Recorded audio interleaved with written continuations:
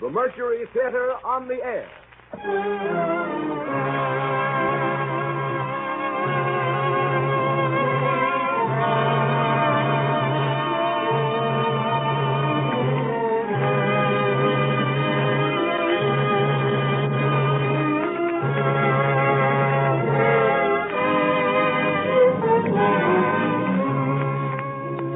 The Columbia Broadcasting System welcomes you to the 14th program in its weekly series featuring Orson Welles and the Mercury Theatre on the air. Tonight, this brilliant Broadway company turned from their cycle of dramatized literary classics to relive for us a stirring adventure of recent history. It is Orson Welles' own adaptation of Hell on Ice by Commander Edward Ellsberg, the gripping story of a disastrous early expedition to the North Pole. My name is Melville. As retired chief engineer of our Navy, fair share of honors come my way. The engines and boilers which drove the Oregon 12,000 miles under forced draft to take a place in the battle line at San Diego were my creation. Since then, I've designed the engines for half the warships that show the American flag. But now, as I look back over my life, I can only humbly hope that the name of George Melville may be a little remembered as one who served under Captain DeLong on the last voyage of the steamship Jeanette. I still read and reread my log of that trip, though the ink's been dry near 30 years. Here's the first entry. July 8th, 1879. 3:40 p.m. Pacific Time. Jeanette weighed anchor. Destination, the North Pole. Already below. Already below, Captain DeLong. Ready, Chief? Ready, Captain. Have steam in the harbor. Yes, sir. The Navy had done a thorough job on the Jeanette. They built an extra sheeting around a hull of 6-inch Oregon pine, belted down with iron straps and a truss of massive beams across her blockheads. I remember noticing as soon as we were underway, Jeanette wallowed a bit in the waves instead of knifing them clean. But she was a small ship, 420-ton in displacement, 142 foot long, 25 feet in beam, and grossly overloaded with 3 years' provisions and bunkers full of coal. Remember the first roll call on deck. Bill Melville. Yes, sir. Them Chip. Yes, sir. Chip second in command. 15 years at the China station. A small man with a beard like General Grant. Denenauer. Yes, sir. Denenauer, our navigator, 29 years old, heavy built, no previous Arctic experience, but served to navigate the fleet around the globe. Dr. Ambler. Yes, sir. Ambler, small but sturdy, high-ranking surgeon. Mr. Collins. Here. Jerome Collins, a Herald reporter sent by Bennett for his own reasons as a meteorologist. One of our 2 civilians technically listed as seaman, but quartered with the officers. The other was Newcomb, the scientist, a nervous, testy little fella. Mr. Newcomb. Yes, sir. Forward, a crew of 23 all-Navy men, hand-picked. 1 Chinese cook. As we steamed out the Golden Gate, the cheering crowds were black on Telegraph Hill.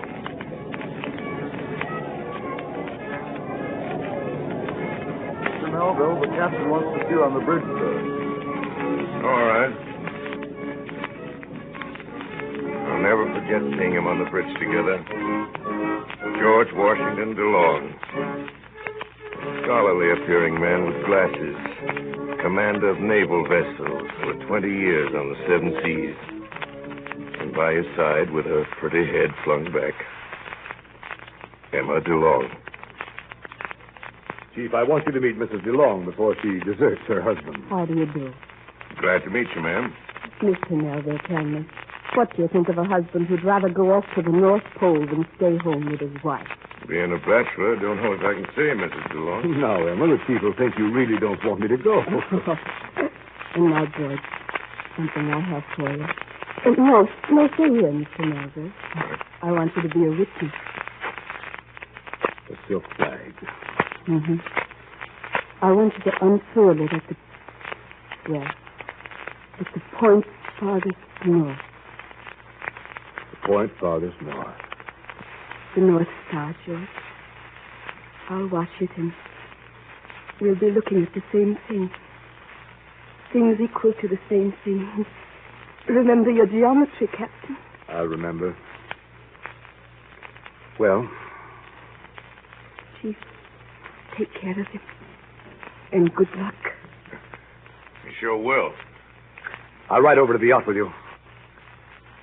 For a few brief minutes, the Jeanette rolled in the swells while our starboard whaleboat was man-lowered and shoved off, carrying towards a lone yacht which now lay off to our quarter, Emma DeLong and her husband. A brief embrace, and DeLong, balancing himself on the thwarts, handed his wife up over the low side of the yacht. Another moment, and seated in the stern sheets of the whaleboat, DeLong was once more simply the sailor. Sharply, his commands traveled across the waves, and our whaleboat came back to us, rounded to under the davits, and was hoisted aboard, and then we got under way. For a few minutes, with strained eyes, I watched a white handkerchief fluttering across the water at us, and it faded in the distance. For our passage to Alaska, there's not much in my journal. August 2nd, with the aid of a towhook baited with salt pork, our scientist Newcomb bagged an albatross. Crew none too pleased. The ancient superstitions of the sea persist even to the day of steamships. August 14th. Course set north by northwest, through Bering Straits and into the Arctic Sea, and off the coast of Alaska toward Wrangel Island. September 2nd. Stray ice drifts sighted 2 miles to port. September 4th. Ice floes increasing. Surprising for this time of year. September 6th. Ice hole! Captain! Ice hole! Captain! Harrison, where is it? It is, Captain. And on the bow. Mr. Chip, ice ahead. Ice? Bring her hard to lead. Every man to his station. Hard to lead. Every man to his station. Bring her fast, Chip. We're closing fast. No use, sir. She won't clear it. Ice 200 feet ahead. Ice to starboard. We're going to strike, Captain. Try the engine. There, Chief. Yes, sir. We'll try the engine. Ready, Chief? Yes, sir. Full steam astern.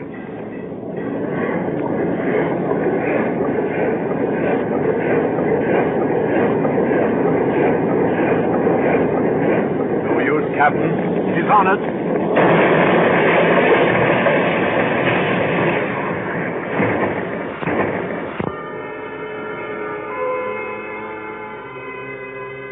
Well, we struck that ice pack head on. Lucky for us, that 19-inch planking of the floe would have stove us in. As far as we could see, the pack was unbroken. Except in back of us, a narrow lane of open sea.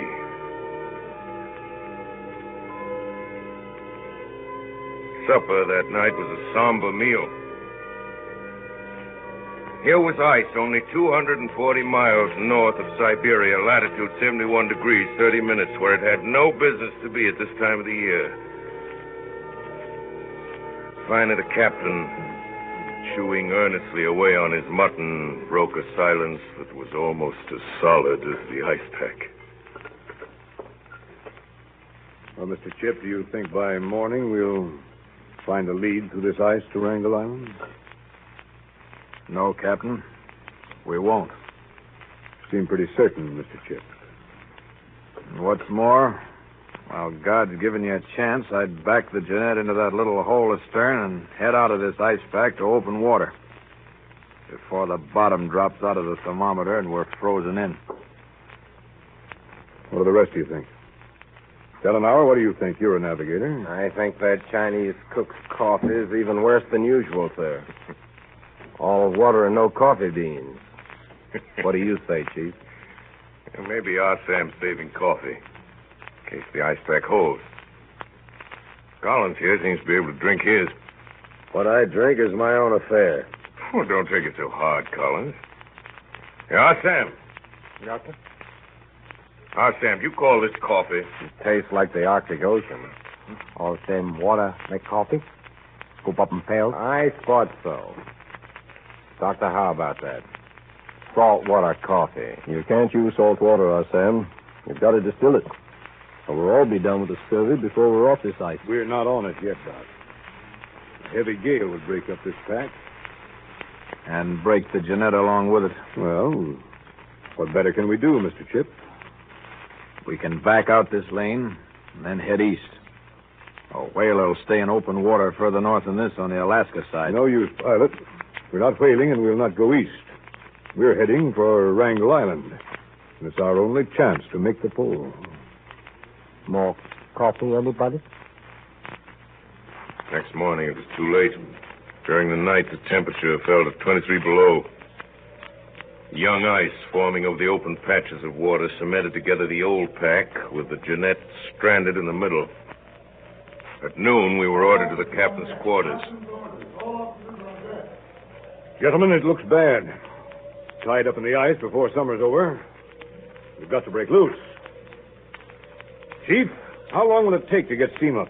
A half hour, sir. Rake the fires and hurry it up. Down an hour? Yes, sir. Take soundings of the ice. Get the direction of its drift. Yes, sir. Chip, pick your men from the crew and prepare to dynamite the ice around the rudder. We'll try it, sir. The next 3 hours, we nearly tore the engines off their bed plates and the smoking thrust block off its foundation while the Jeanette rammed, squeezed, backed, and butted her way through the ice. Go ahead!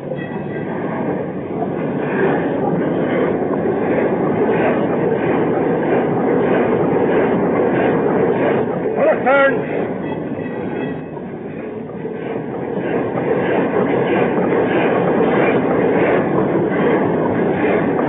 Fire ahead again! Full steam!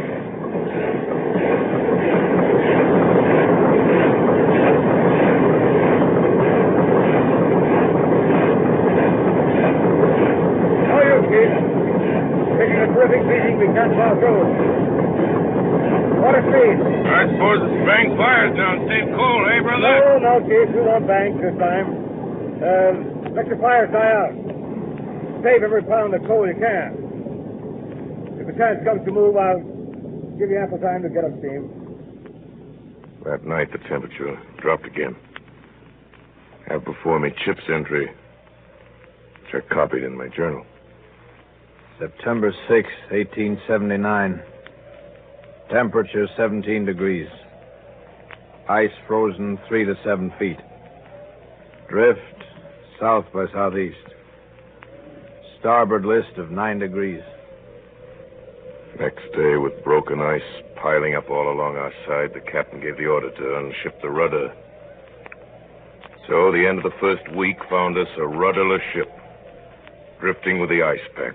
All chance of exploration gone. Stopped at latitude 71 degrees north, which had been reached in these same waters 20 years before by an ordinary sailing ship. Next day, we let the dogs loose on the ice. Late that afternoon, a bear was sighted. Lindemann, Collins, and Dan and I set off across the ice in pursuit, and an hour later, the captain came up on deck. Have Lindemann most of the crew, Mr. Chip. Lindemann, sir? Well, yes, of course. He has the watch now. Sorry, Captain, but Lindemann's chasing a bear. Must be over a mile away by now. Lindemann gone? Who gave him permission to leave? Was it Dannenhauer? Tell Mr. Dannenhauer I want to see him right away. Dan's gone too, sir. He followed Lindemann after the bear. Who'd they leave in charge on deck? I don't know, Captain. Well, this won't do. Even if we are on the ice, I can't have my crew disappearing from the ship whenever they see fit. That evening, I happened to be in the cabin with Collins. Evening, Mr. Melba. Oh, Sam. Mr. Collins, note from Cotton. All right, Sam. I said all right. Yes, sir. Very well, Mr. Collins. Well, I wonder what's on His Majesty's mind tonight. Hereafter, no one will leave the ship without my permission except in an emergency. A bear is not an emergency. Please initial this and return. George DeLong, Captain. There it is, Chief. I'm trapped. What? I'm a newspaper man, not a sailor. Back in the States, my brother warned me I shouldn't ship on this cruise as a seaman. Like a fool, I didn't believe him. Now it's happened. And I'm trapped. Trapped? What's ailing you, Collins? We're all trapped in the ice. You're no worse off than the rest of us. No, it's not the ice, Chief. The captain. You're all right. You're an officer. But I'm signed up as a seaman. He's got me just where he wants me. Oh, don't be a fool, Collins. Don't you live in the cabin, mess with the officers, muster with the officers? What more do you want? Some gold lace on your sleeve? But look at this order. And delivered by a Chinese cook. That order hits me and every other man on board as much as it does you. That order's aimed at me. But he can't persecute me. I'll show him. I'm covering this expedition for my paper. And when we get home, I'll have plenty to tell about the way Captain DeLong ran this expedition. The truth was that after 2 months in the cabin of the Jeanette, we were beginning to get tired of each other's company. This same day, the captain wrote in his log. Same faces at every meal. The same irritations pricking our nerves. The same routine day after day. No shore leave. No ports to visit. Nothing but endless ice. And no hope of change until next summer, unless a gale breaks up the pack. Drifting willy-nilly 1,000 miles from that pole, which in a blaze of publicity we had set out to conquer.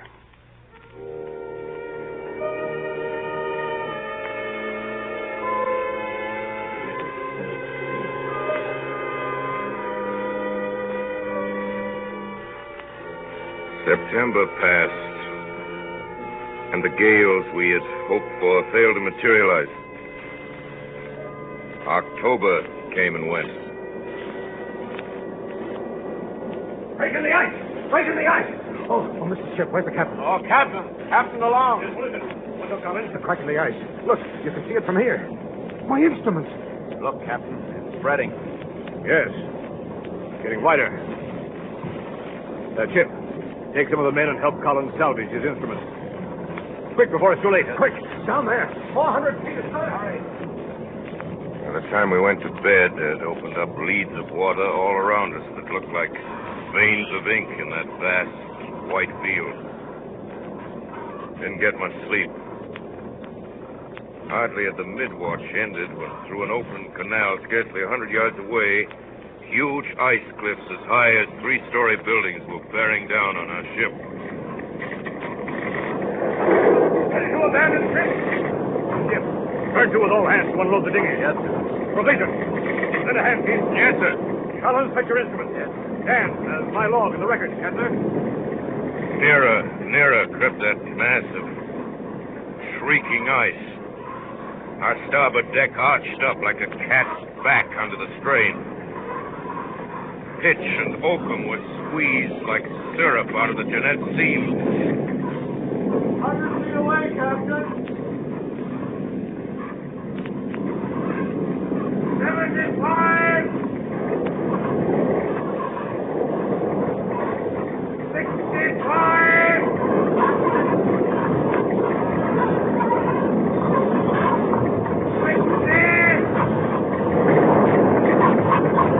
Now it's barely 50 feet away from us.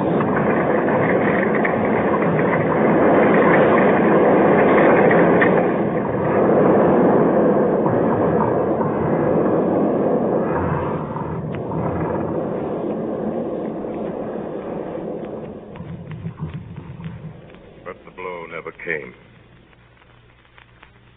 That ice cliff turned on its flank and knifed its jagged path off our starboard side. The floe relaxed its grip, and by morning the deck had straightened under our feet.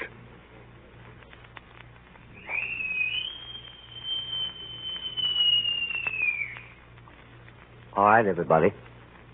Breakfast ready.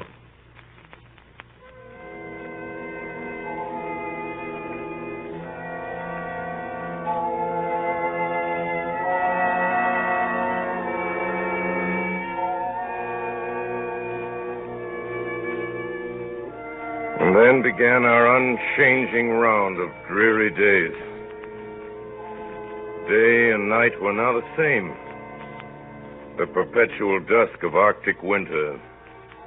No hope of escape until next summer's thaw. I turned back the captain's log. He could write in a few words. The rest of us felt and couldn't say. December 1st. On board the Jeanette.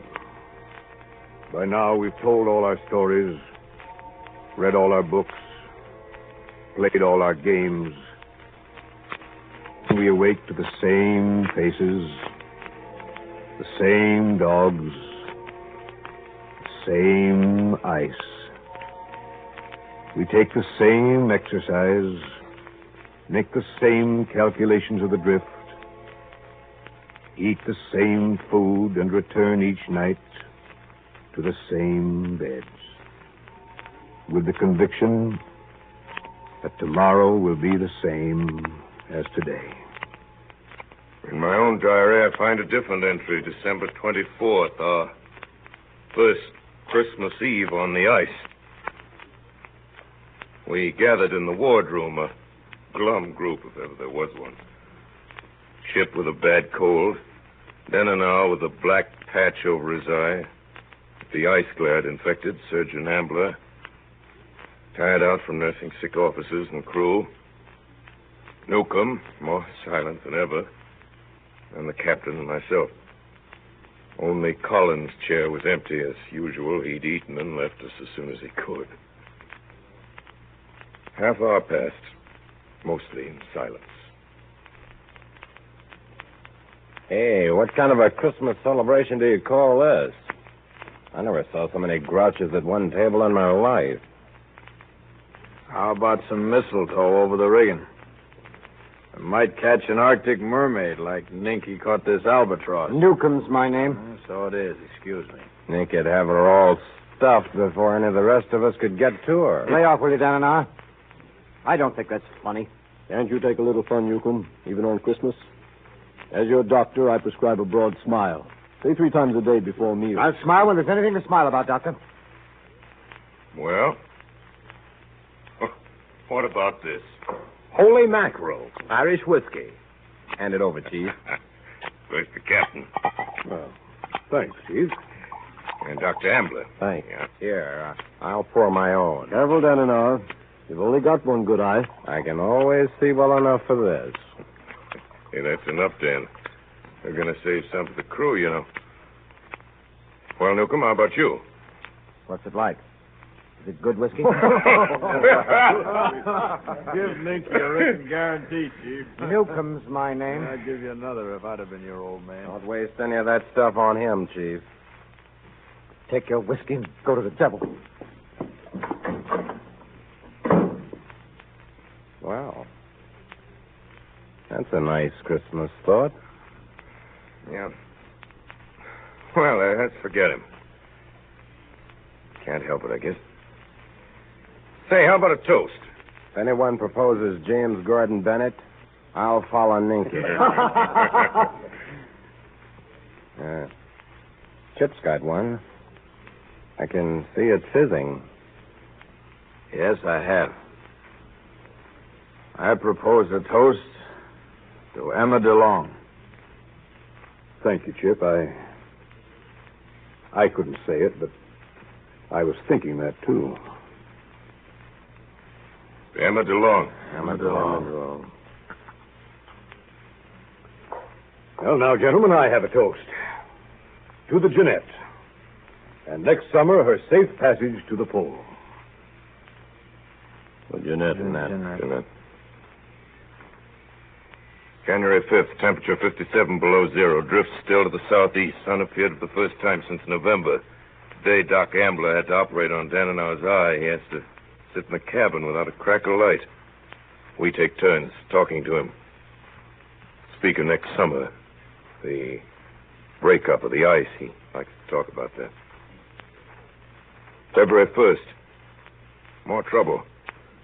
Repairing rusty floor plates in the boiler room, I noticed Erickson, bosun of the crew, and one of our best workers, was laying down on the job. He stopped working every time I turned my back. Decided he was sick and sent for Dr. Ambler to look him over. Chief, I am not sick. I is watched. Who's watching you, Nels? What are you talking about? There is mutiny on the ship. Mutiny? There is mutiny on the ship. Oh, no, look here, Erickson. Take it easy. Tell me more about it. There is mutiny, sir. On the ship, sir. Mutiny? And the crew? Say, where'd you get this, Erickson? Yeah, Chief. I tell you, it is like I say. I was asked to join. They no say yeah, they no say no. So he is watched. They got guns. They kill me for it if I tell. Erickson. Yeah? Speak fast and answer my questions. Who's their leader? They no can tell. They kill me. Oh, nonsense. Yeah, Chief. They say they kill me. Erickson. What do you mean by they? Please, they no can tell. They kill me. I'm your officer. Do you know what disobedience means? Now, come on. What's behind this? It is... Nobody hear us. Nobody. It is... our Sam. Oh, Sam. Oh, Sam, Chinese cook. Oh, I know. Chief, it's been like I said. It's mutiny. Nels. Yeah? Nels, look here. Yeah. No. Now look at me. Yeah. Right in my eyes, Nels. Yeah. Follow my fingers. I move it. Your finger? Yes. Yeah. Here. Now, over here. Yeah. Nels. Yeah. Nels, we're going to see Dr. Ambler. Oh, no, but then they kill me, sure. I won't let them, Nels. I'll take care of you. But I tell you... Yes. I know.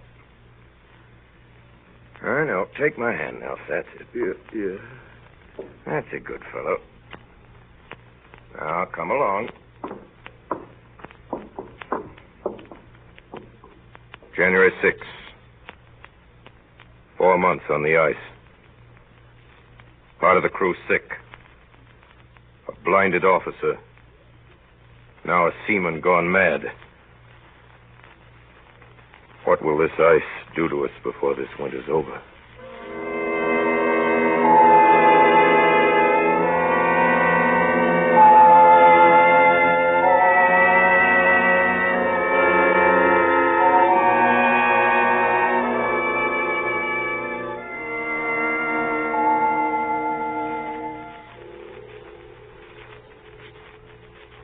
You are listening to a CBS presentation of Orson Welles and the Mercury Theatre on the Air in an original adaptation of Hell on Ice by Commander Edward Ellsberg.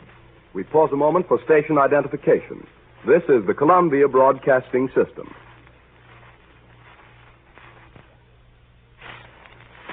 Hell on Ice.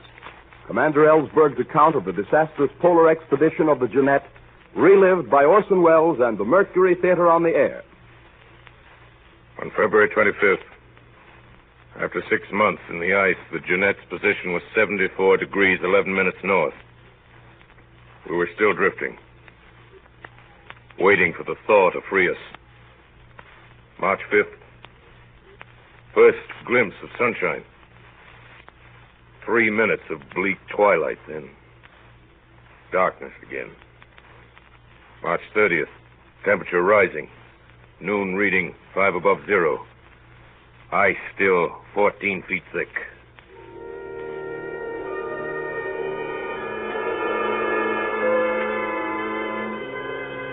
So June ended. July came with a fog and chilling mist. Our hopes for what the summer sun would do are beginning to fade. Temperature rises, then drops again. We find rifts in the ice at sundown and See them knit again overnight. The day grows shorter and with the men's tempers. Half the men aren't speaking to the other half. Collins quarreled with Ambler over the slamming of a door. Mr. Chip just asked Newcomb about an ice measurement he'd taken, and the little scientist wouldn't answer. Since the query was in the line of duty, Chip reported the incident to the captain. Newcomb, I have Mr. Chip's report that you failed to give him an observation. Well, It's in Chip's province to receive that information and enter it in the ship's records. I was going to write it on a piece of paper and hand it to him. Come, Newcomb, let's forget such childish play, and we'll all get along better. Don't I do my duty, sir? Yes. And I'll take good care you continue to. Very well, sir. If I do my duty, I must respectfully continue the privilege of being silent as long as I please. Can I go, sir? Yes. You may go. The captain's entry on the anniversary of the day we first froze in states what all of us knew and none dared say. September 6th. Another winter on the ice. Crew look at me with a mute appeal that's pitiful to see. I know what they're wondering. Will it be another winter? Another year? Or will it be forever? But none of us talk about that. We keep it our routine as if our lives depended on it. October 10th. Collins took his time about making his observations today. Didn't report on the ice till 12:20. When he finally came out, the captain was waiting for him. Well, Collins, has it required all this time to log your noon observations? I hardly know the meaning of your question, Captain DeLong. Seems to me my words are plain enough, Mr. Collins. Well, perhaps I might have done it quicker, but I didn't know my minutes were being counted for me. I've issued an order for an hour's exercise. I've noted for several days you've been cutting down that time. Today I'm satisfied you're doing it deliberately. Very well, if you're satisfied, Captain. I've nothing more to say. But you're doing me a great injustice. Mr. Collins, that's an impertinent comment. I don't like your manner and bearing in talking with me. Well, I don't like the manner you speak to me either. I'm your commanding officer. I'm merely informing you of a breach of discipline. And when you say that, I say it isn't true. I'm making allowances for your ignorance of naval regulations, but I advise you not to repeat that contradiction. When you charge me with violating an order, I deny it, and I'll repeat that as much as I please. Enough, Mr. Collins. When we get back to the United States, I'll have you court-martialed. Meanwhile, turn in your instruments and perform no further duties on the ship. You're under arrest.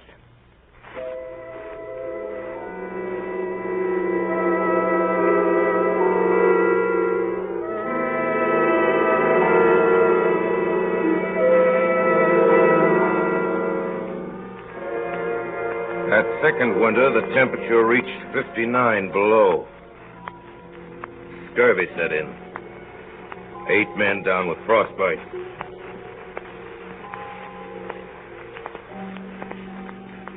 Spring finally rounded the calendar. You can call it spring at 10 degrees below zero in a frozen pack. In May, we saw the sun again. June 10th. My watch, 9 p.m. till midnight. 11 p.m. Disturbed by heavy shocks drumming against our hollow hull. Those words were all I had time to write. I remember the captain rushed up on deck. This season, even at midnight, the sun's above the horizon. We could see about 80 yards ahead. A lead had opened in the pack, some 10 feet wide, with cracks zigzagging across the surface of the ice, moving towards us. Then the floe split wide apart beneath us. The Jeanette lurched wildly to port and suddenly slipped off the ice into open water. We were thrown across the deck. The ship rolled like a drunken man. Shaking in terror, we waited for the next move. 6 bells, the pack started to press down that open canal. Slowly, it closed in on us.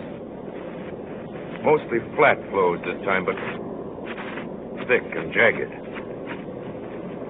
And behind it, the push of endless miles of surging ice. On came the pack.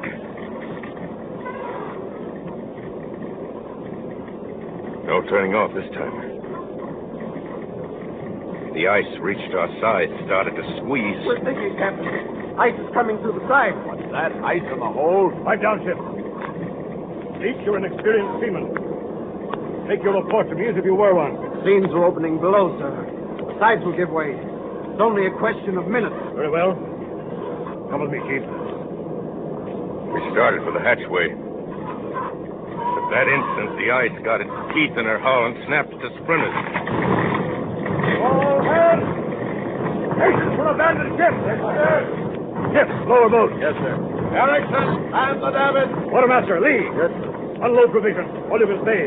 I'll check them at the rail. Yes, sir. Chief, my instruments. I'll get them, sir. Come on, Lee. I'll need all the engine crew. Sledges, Cole. Lower them fast. Yes, sir. I'll check provisions. Pemmican, 3 barrels. Toss it over the starboard side.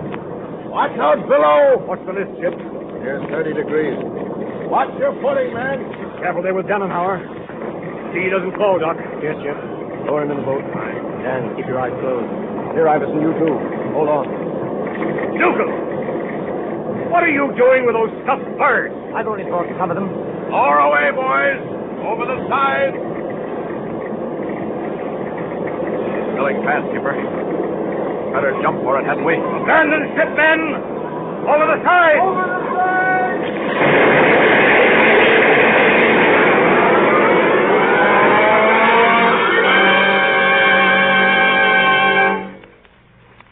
The last to jump was the captain.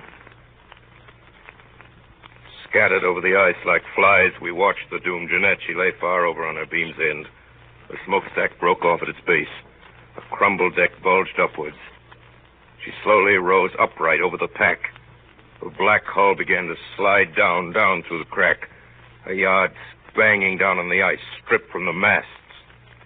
Finally, the top foremost plunged through the ice, and the Jeanette, silent now, slipped down to her Arctic grave. The situation was now desperate. Truly desperate. 33 men cast away on drifting ice floes. Our fate totally unknown to the world we'd left 2 years ago, beyond possible reach of relief. 500 miles away lay the Lena Delta. June 17th, 6 p.m. We made our start, course due south. First day's journey was a nightmare. Men and officers harnessed together, tugging at their far ahead, planting black flags to mark our course. Sledges sinking in weak ice. Men wading through slush up to their knees. Dannenhauer, blind but pulling on a rope, fell in open water. Pulled him out before he went under the ice.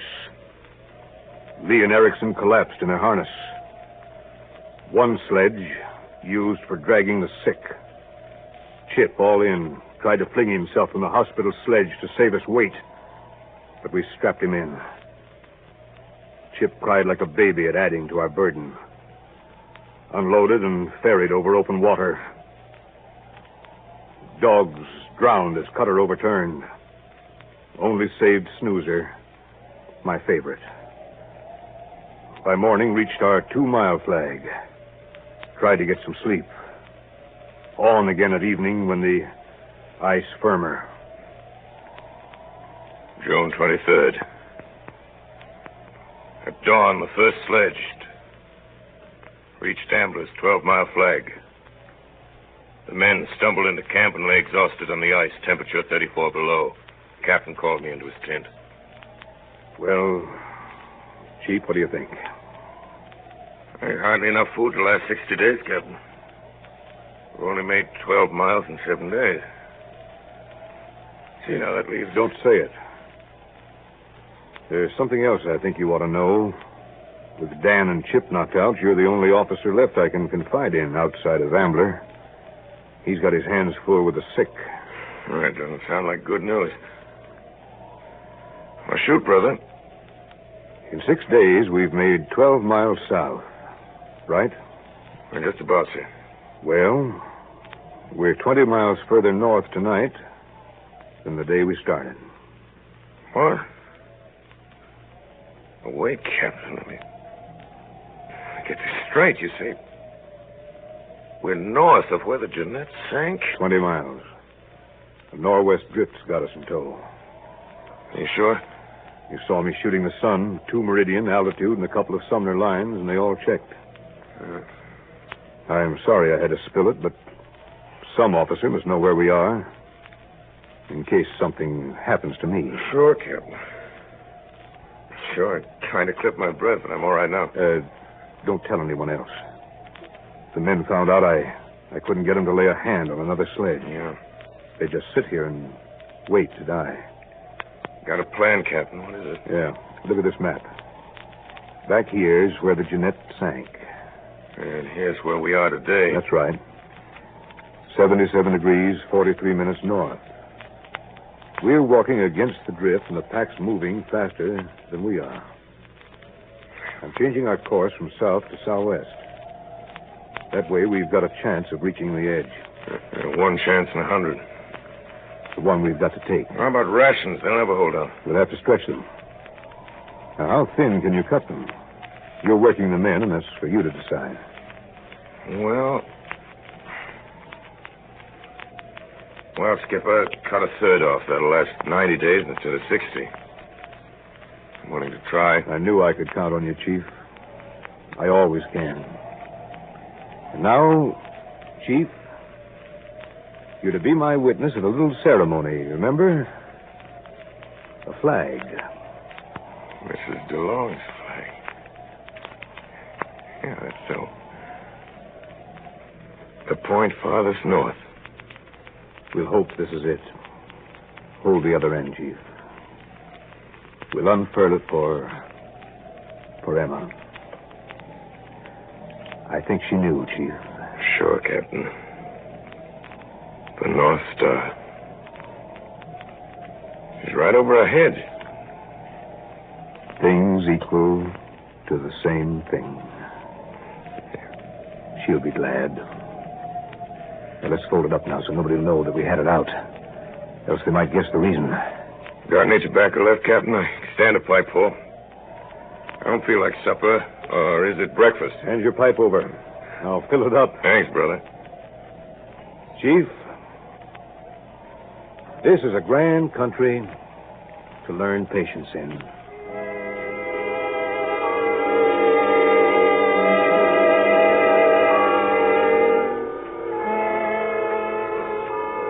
For 91 days, we struggled on over the ice, going southwest, now towards the Lena Delta. Through fog, day after day, ferrying across leads, pulling through slush, our clothes constantly soaked in ice water. The most we covered in one day was 6 miles, some days not more than 2. The men growing weaker every day from frostbite and scurvy. On September 9th, 91 days after the sinking of the Jeanette, we reached the edge of the ice in the open sea. Crawled into camp, and then DeLong mustered his crew, called the roll for the last time. That night he held divine service. Even the sick joined in. Only Collins stayed in his tent. Thank God for thy mercies. We pray thee for deliverance to our homes and to thy continued service. Amen. Amen. Eternal Father,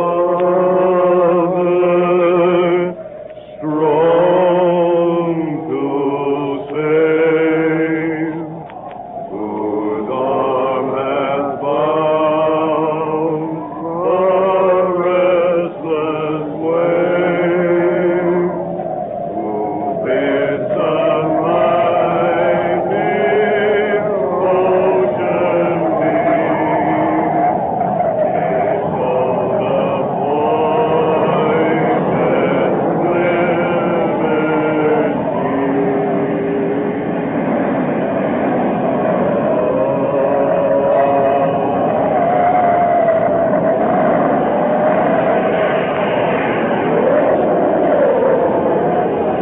11:30 on the morning of September 12th, we shoved off for Cape Borkin on the Lena Delta. According to our charts, 96 miles of open sea. The first boat, Captain DeLong commanding, Surgeon Ambler, Collins, 11 seamen. Second cutter, manned by Lieutenant Chip with 7 seamen. Third, under my command, was Dananar, Newcomb, and 8 seamen. Strong east wind was blowing, and whitecaps were running everywhere. We took in reefs to stay near the other 2 boats. DeLong signaled, and we tried to douse sail, but the racing seas combed over our stern. Melville, hey you! I can't hold back, Captain. Neither run nor swim. She'll fall, Captain. I can't hold her back. Sail away, then.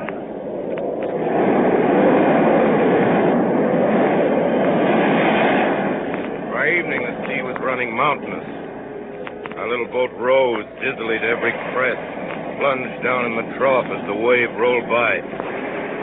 The other boats were falling behind. We glanced back at Chip, 1,000 yards to windward. As I looked, an immense sea swept over his boat, and she broached, lying helplessly broadside to the gale. No boat ever beat a mile dead to windward against such waves. Long before we could even get our boat into the wind on the first tack, the icy waters had ended the agony of Chip and his men. Way astern was the captain's cutter. As night fell, that too faded from sight, and we were left alone. 11 frozen men in a tiny whaleboat. In utter blackness. By morning, the ocean calmed, and in the gray light we saw land less than a mile away and smoke rising. But there was no sign of the captain's boat. The story of the last days of Captain DeLong and his men was pieced together many months later from the captain's diary and the ship's papers that were found in his camp.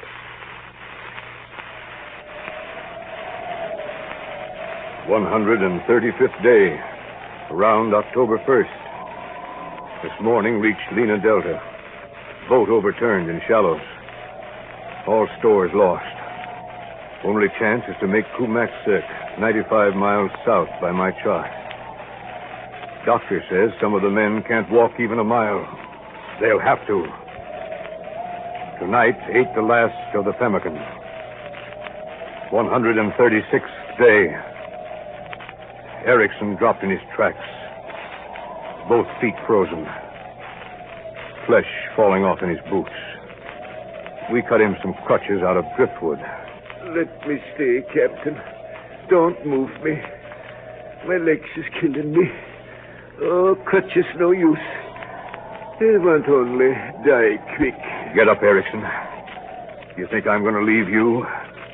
Up or I'll carry you. Oh, please, Captain. Up, I tell you. We're going on. 137th day. This morning, Ambler shot a reindeer. Men too famished to wait for fire ate the beast raw. Gave the bone to Snoozer. 138th day. Trapped by open water. Have to cross. We try to build raft. The men are broken. Can scarcely lift planks. I drive them hard. What's the matter, Leach? Lashings are loose. There ain't enough logs to float it. Then haul the lashings tighter. Your ship's carpenter. I hauled it as tight as I could. Do as I say. Stop talking back. You won't even let us die in peace. You're not human. Leach, another word out of you, and I'll have you court-martialed. You hear me? Yes, sir. 139th day. Raft completed. Crossed water. Found a deserted fishing hut other side of the bay. Put up overnight. A raging blizzard outside. At midnight, Erickson died. Sea burial. fired a volley with our last rifle. 144th day, about the 9th of October. Today sent Nindemann and Noros, the two strongest men left, toward Kumak Cirque. They may get through and send help. Today, killed my dog, Snoozer, for food. Dog never whimpered. Too far gone. Men weakening fast. 145th day. Collected driftwood. Built fire. We wait here, hoping. All hands feeble, but cheerful. God help us. 147th day. Still no game. One spoonful of glycerin for food. After supper, all united in saying Lord's Prayer. 152nd day. Alexei dying. Doctor baptized him. Mr. Collins' birthday. 40 years old. Food, willow tea, and 2 old boots. 153rd day. Calm. Mild. Snow falling. About sunset, Alexei died. Covered him with ensign and laid him on a crib. Lee dying. Our Sam dying. Doctor rubs their hands to keep them warm. 156th day. Found Leach dead in the morning. Still sitting up between the doctor and myself. Iverson laughs. Laughs. His mind is gone. Too weak to carry the body out on the ice. 157th day. Near the end of October. Very little hope. Said part of the divine service. At sunset, our Sam died. He still leans over his kettle. We can't move him. 160th day. Dressler died during the night. Ambler, now weakening. God, help us. 164th day. Iverson's laughing stops. Ambler crawls over to him. Feels his pulse. Dead. 167th day. Mr. Collins dying.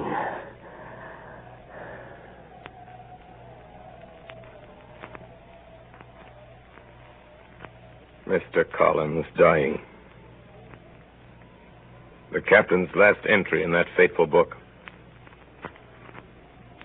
No word of himself. His frozen fingers scrawled their last words. Mr. Collins dying. Months of searching finally brought us to that gale-swept hill. There I made out, stiff and stark above the snow, an upraised arm. The arm belonged to Captain DeLong, half buried in the snow. I figured he'd tossed his journal to safety on higher ground, and his stiffening arm had frozen in that gesture. I was right. The journal was just above, and his face was calm as if his work was done.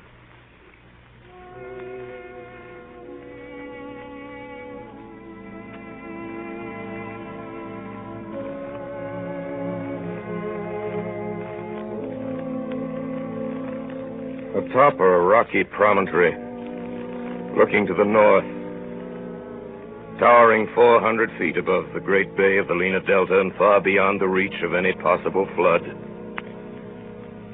I prepared for my captain and his crew their final resting place.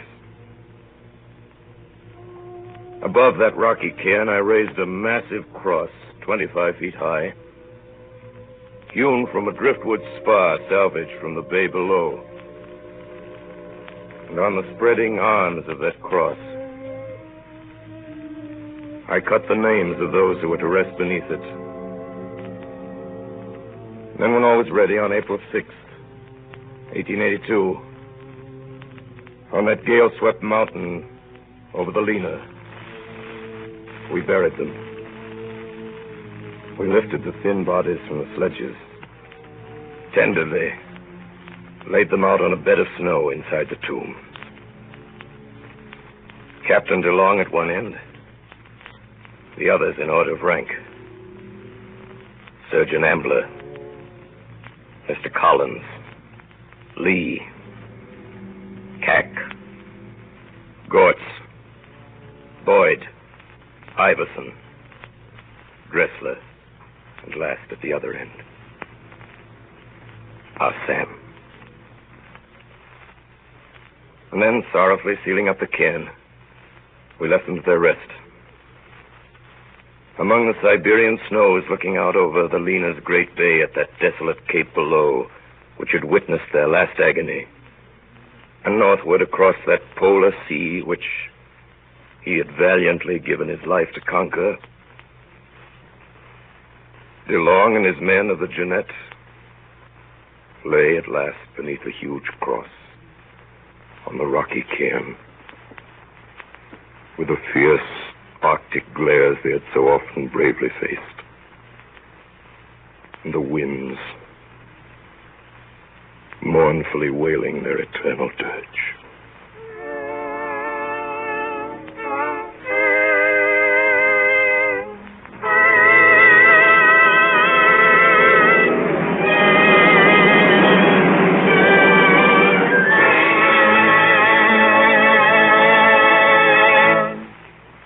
Tonight, the Columbia Broadcasting System has brought to its coast-to-coast audience a reenactment of the early expedition to the North Pole as dramatized by Orson Welles and the Mercury Theatre on the air. The play was adapted from Commander Edward Ellsberg's historical account of the saga of the Jeannette, as told in his book, Hell on Ice. This was the 14th consecutive broadcast in the weekly CBS series featuring Broadway's newest and most widely acclaimed theatrical producing company on the air. Orson Welles adapted the story for radio and directed the entire production. In the cast tonight were Thelma Schnee as Emma DeLong, Clayton Collier as Lieutenant Chip, Joseph Cotton as Lieutenant Dannenauer, William Allen as Dr. Ambler, Frank Reddick as Ah Sam, Howard Smith as Collins, Al Swenson as Erickson, Ray Collins as Captain DeLong, and Orson Welles as Lieutenant Melville. The original music was composed and conducted by Bernard Herrmann, and Davidson Taylor supervised the production for CBS. This is Dan Seymour speaking.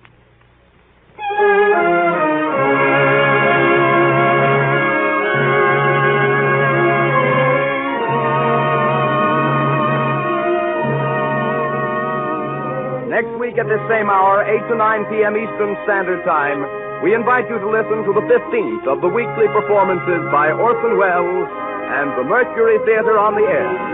This is the Columbia Broadcasting System.